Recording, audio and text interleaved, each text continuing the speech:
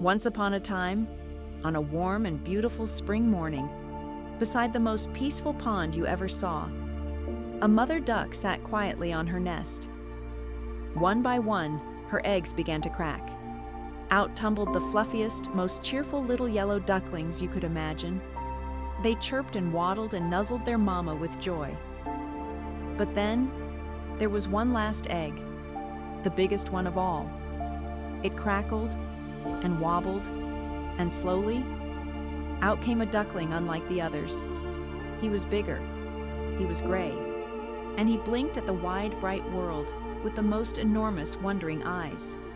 "Hello, my little one," said Mama Duck softly, wrapping him in her wing. "You are mine, and I love you." But not everyone felt the same way. The other ducklings fluffed their yellow feathers and pointed. "Look at him," they laughed. "He's so gray. He's so big. He doesn't look like us at all." The little gray duckling looked down at his feet. He looked at his wings. He saw his reflection in the water, and a small sad tear rolled down his cheek.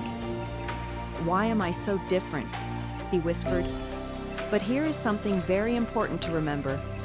Little ones, being different is not wrong. Being different is not bad. Every single one of us is made in our very own special way. The little gray duckling just didn't know it yet. But his story was only just beginning. And so, the little gray duckling decided to walk. And walk he did. He waddled past a big red barn where the farmer's rooster crowed at the golden morning sky. He passed fields of amber and hay where the autumn wind whispered through the tall, dry grass. Along the way, he met an old and gentle horse who lowered his great head and nudged the duckling softly. "Don't you give up now, little one," the horse said kindly. "The world is full of places where you belong. Keep walking." And so he did. Through forests painted orange and red and gold, with leaves spinning down around him like tiny dancing kites. He was tired. He was lonely. But somewhere deep inside his little heart, there was a flicker. A tiny, stubborn, beautiful flicker of hope. Then came winter. The cold crept in slowly at first, a chill in the air, a frost on the grass. And then one morning, the whole world turned white. The little duckling huddled under a snow-covered bush beside the frozen pond. Snowflakes drifted down around him, soft and silent as feathers. The water was still, the trees were bare, and the world felt very, very big and very, very quiet. He tucked his beak under his wing and shivered. But even then, even in the coldest, loneliest moment of all, he closed his eyes and thought to himself, "Spring will come. It always comes." And that small, quiet hope kept him warm. And spring did come. First, a crack in the ice, then a drip, then a trickle.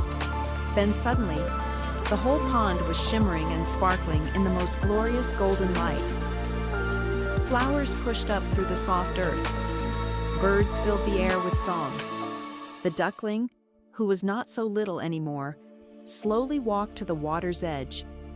He looked down, and he gasped. Looking back at him was not the gray, awkward, sad little bird he remembered.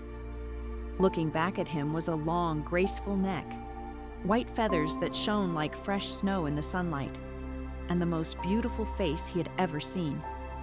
"Is that me?" he breathed. "Yes," whispered the breeze. "It has always been you." He was a swan. He had always been a swan.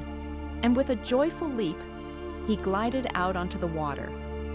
Other swans came to meet him, graceful and kind, and they swam together in wide, beautiful circles as cherry blossoms drifted down like pink snow all around them.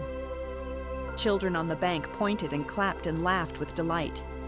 "Look at the beautiful swan," they cried. And the swan, who had once been a lonely little duckling, lifted his head high and smiled the biggest, warmest, most glorious smile. Because he understood now. All those hard days, all those lonely nights, all that wandering had not been a mistake. They had been part of his story, and what a beautiful story it was. So remember, little ones, no matter how different you feel, no matter how long the winter seems, your spring is coming too. And when it does, the whole world will see just how beautifully, wonderfully, perfectly you were made.